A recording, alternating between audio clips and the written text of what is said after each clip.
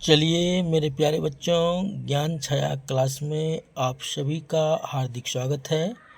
मैं गौतम सर, आप सभी को प्रणाम। अभी हम आपको प्रत्यावर्ती धारा और दिष्ट धारा में अंतर बताने जा रहे हैं। आशा करते हैं कि आप इसे अच्छा ढंग से पढ़िएगा। बोर्ड परीक्षा में और कंपटीशन में भी ये काम आपको आएंगे। प्रत्यावर्ती धारा और दिष्ट धारा में निम्नलिखित अंतर है। पहला, यह धारा समय के साथ साथ आवृत्ति रूप से अपनी दिशा उत्क्रमित परिवर्तित करते रहती है।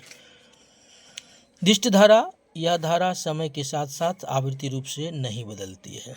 दूसरी पॉइंट बाबू, प्रत्यावर्ती धारा के मापक यंत्र जो है उसमें प्रभाव पर आधारित है।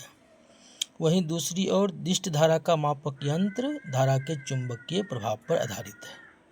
तीसरी पॉइंट बाबू, इस धारा को दूर तक भेजने में कम ऊर्जा की हानि होती है और दिष्ट धारा को दूर तक भेजने में अधिक ऊर्जा की हानि होती है। चौथा पॉइंट, विद्युत चुंबक बनाने में विद्युत अपघटन में प्रत्यावर्ती धारा का उपयोग नहीं किया जा सकता है, जबकि दिष्ट धारा का उपयोग विद्युत चुंबक बनाने में विद्युत अपघटन में उपयोग किया जाता है। पांचवी पॉइंट मेरे प्यारे बच्चों, प्रत्यावर्ती धारा अधिक खतरनाक होती है, वहीं दिष्ट धारा कम खतरनाक होती है। छठी पॉइंट, प्रत्यावर्ती धारा बनाने में उत्पाद लागत कम होता है, जबकि दिष्ट धारा बनाने में उत्पाद लागत अधिक होता है।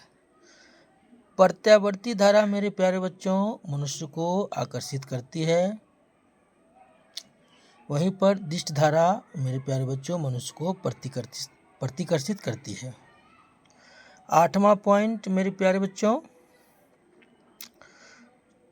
प्रत्यावर्ती धारा ट्रांसफार्मर द्वारा इसकी वोल्टता घटाई या बढ़ाई जा सकती है। दिष्ट धारा को मेरे प्यारे बच्चों ट्रांसफार्मर की सहायता से कोई नियंत्रित नहीं होता है।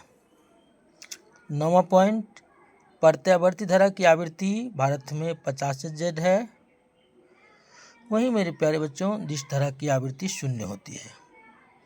अंतिम पॉइंट 10वां, इसे चोल कुंडली के द्वारा नियंत्रित किया जाता है, इसमें ऊर्जा की हानि कम होती है। वहीं दिष्ट धारा को ओमीय प्रतिरोध के द्वारा नियंत्रित किया जाता है, जिससे ऊर्जा की हानि अधिक होती है। चलिए मेरे प्यारे बच्चों, आप सभी को प्रणाम है।